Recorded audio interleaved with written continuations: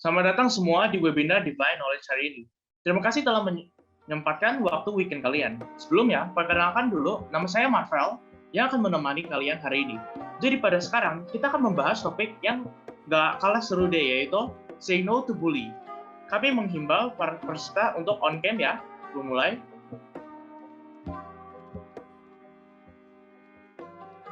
Oke, udah nyala ya. Jadi kita langsung sambut pada narasumber kita, Kak Rangga. Halo semua. Nah, pertama-tama saya mau terima kasih banget nih udah diundang ke webinar hari ini. Perkenalkan, nama saya Rangga. Sekarang ini saya sedang merintis karir sebagai dosen psikologi. Ya, dengan senang hati. Terima kasih juga deh yang bisa mau diundang ya. Semoga webinar kali ini bisa bermanfaat untuk kita semua. Nah, jadi tanpa berlama-lama lagi, ayo kita mulai yuk pembahasannya. Mungkin bisa dimulai di sessionnya dulu ya.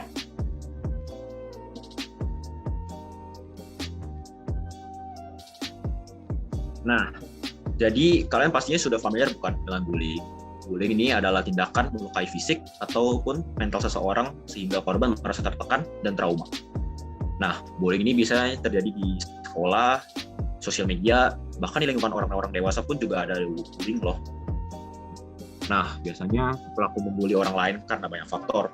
Bisa karena dendam, rasa iri hati, ataupun hanya sekedar iseng aja. Bahkan ada bullying karena rasisme. Biasanya orang dibully itu salah satunya karena faktor fisik. Padahal kita sebagai umat Kristiani dilarang untuk membuli orang lain loh. Karena Tuhan sendiri menciptakan manusia sesuai dengan gambar dan rupanya. Seperti yang tertulis pada Alkitab, tepatnya di Kejadian 1 ayat 27, yaitu, maka Allah menciptakan manusia itu menurut gambarnya. Menurut gambar Allah diciptakannya dia. Laki-laki dan perempuan diciptakannya mereka. Lalu dalam Markus 12 ayat 31 juga tertulis bahwa kita harus mencintai dan mengasihi sesama loh. Jadi jangan sampai deh kalau kalian melakukan bully ya. Mungkin di sini ada yang mau sharing. Kalau mungkin ada yang pernah jadi korban atau pelaku di sini, mungkin boleh raise hand ya. Oh, oke. Ini ada dari Kak Joan. Perkenalkan diri dulu ya. Oke, halo semua. Perkenalkan, nama aku Joan dan dulu saat SD aku pernah dibully. Jadi kurang lebih aku bisa ceritain gimana dampak-dampak dari bullying ini.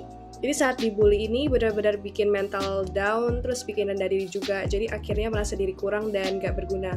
Terus karena hal itu menjalani kehidupan sehari-hari itu jadi dipenuhi dengan rasa takut dan akhirnya menyerang kesehatan fisik juga.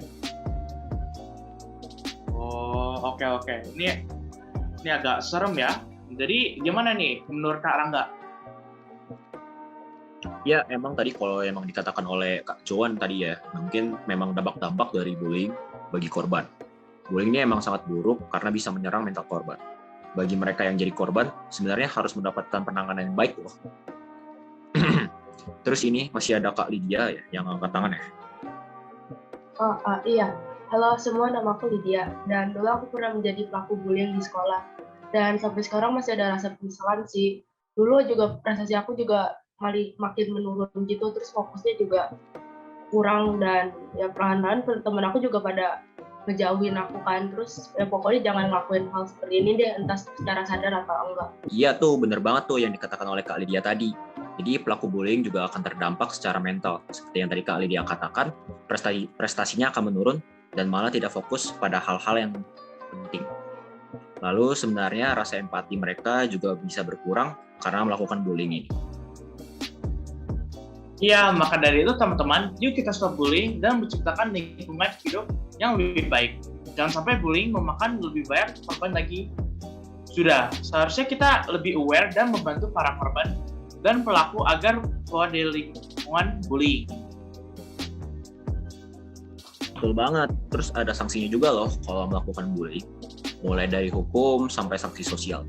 Untuk sanksi pidana bisa kita lihat pada layar. Ada untuk pembulian ringan sampai berat, sampai untuk di sosial media. Lalu untuk sanksi sosial seperti tadi akan dikucilkan oleh orang terdekat atau bahkan mendapatkan penghakiman dari orang lain. Ini akan lebih parah jika terjadi di sosial media. Nah, maka dari itu saya ingin menampilkan nih video berita mengenai bullying dengan ujaran rasisme yang terjadi di masyarakat. Yuk, kita simak videonya.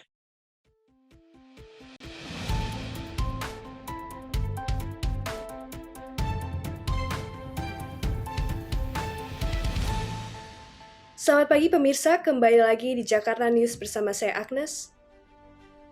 Dan saya Valentina. Pada hari ini kami akan membawakan berita terhangat mengenai pembulian dengan ujaran rasisme yang terjadi di sekitar tempat pencucian mobil di Kebayoran Lama, Jakarta Selatan. Kasus pembulian dengan ujaran rasisme ini terjadi pada hari Minggu 23 Februari 2020. Pelaku dari kasus ini diketahui bernama Rafli dan korbannya berinisial RK. Pada video yang diunggah tersebut, terlihat bahwa pelaku meneriaki dan mengintimidasi RK yang sedang berjalan. Berikut adalah cuplikan kejadiannya. Siapa yang suruh mau menguasai Natuna? Jawab. Lu minta di Indonesia harga mati. Inkari harga mati. Natuna itu Indonesia. Denger. Salamin sama presiden lu. Lu tahu bayaran presiden lu. Presiden Cina. Korban saat itu berusaha untuk kabur namun tetap dikejar, bahkan sempat mendapatkan pukulan dari pelaku. Menurut seorang warga, sebelum mereka sudah bertengkar. Pelaku pun sudah tertangkap oleh polisi pada 24 Februari 2020. Diduga pelaku mengidap gangguan jiwa karena perilakunya yang tidak sesuai ketika diperiksa. Pelaku sendiri berkata bahwa motifnya melakukan perbuatan tersebut adalah karena kekecewaan atas hubungan pernikahannya. Berikut ini kami juga mewawancarai juru parkir di sekitar lokasi kejadian yang mengenal pelaku. Iya, stres itu mah. Istrinya aja digulungin. Kata orang mah dia udah belajar ilmu kebal-kebal gitu dah. Udah berkali-kali coba bunuh diri itu dia. Udah beberapa kali juga dimasukin ke rumah sakit jiwa. Kabur dia, lari. Kami juga sudah meminta pendapat seorang psikolog mengenai kasus ini. Berikut adalah pendapat dari psikolog Patrick. Biasanya, untuk perilaku penyimpangan semacam ini, banyak faktornya. Misalnya, tidak memiliki rasa percaya diri, kebiasaan mengajak orang lain, ingin menjadi populer di lingkungannya, ataupun ada rasa dendam. Nah, kalau dilihat dari analisis kasus ini sendiri, sebenarnya bisa jadi karena labelingnya. Jadi, ada seorang bernama Edwin Lambert, dan dia mempunyai teori tentang labeling. Sebelumnya, kan Mas Raffi mungkin tidak sampai melakukan hal-hal buruk pada warga setempat. Tapi ketahuan dia akhirnya memiliki perilaku yang buruk, akhirnya dicap oleh warga-warga setempat.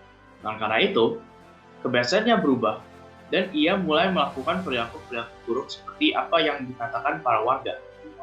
Jadi, yang tadinya mungkin masih penyimpangan primer, berubah jadi sekunder karena labeling tersebut. Penyimpangan primer sendiri adalah penyimpangan yang masih bisa dimaklumi. Sementara penyimpangan sekunder ini, itu yang sudah dilakukan berulang-ulang kali. Begitulah penjelasan singkat dari psikolog Patrick mengenai alasan pelaku melakukan bullying. Sekarang ini pelaku dituntut dengan pasal 45 ayat 2 Undang-Undang RI nomor 19 tahun 2019 dan perubahan pada Undang-Undang RI nomor 11 tahun 2008 tentang ITE dan juga pasal 16 JO. Lalu pelaku juga dikenakan pasal 4 Undang-Undang RI nomor 40 tahun 2006 tentang penghapusan ras dan etnis atau pasal 157 dengan ancaman maksimal 6 tahun penjara. Sekian berita yang dapat kami sampaikan. Jakarta News, kami pamit undur diri. Sampai jumpa pada kesempatan selanjutnya.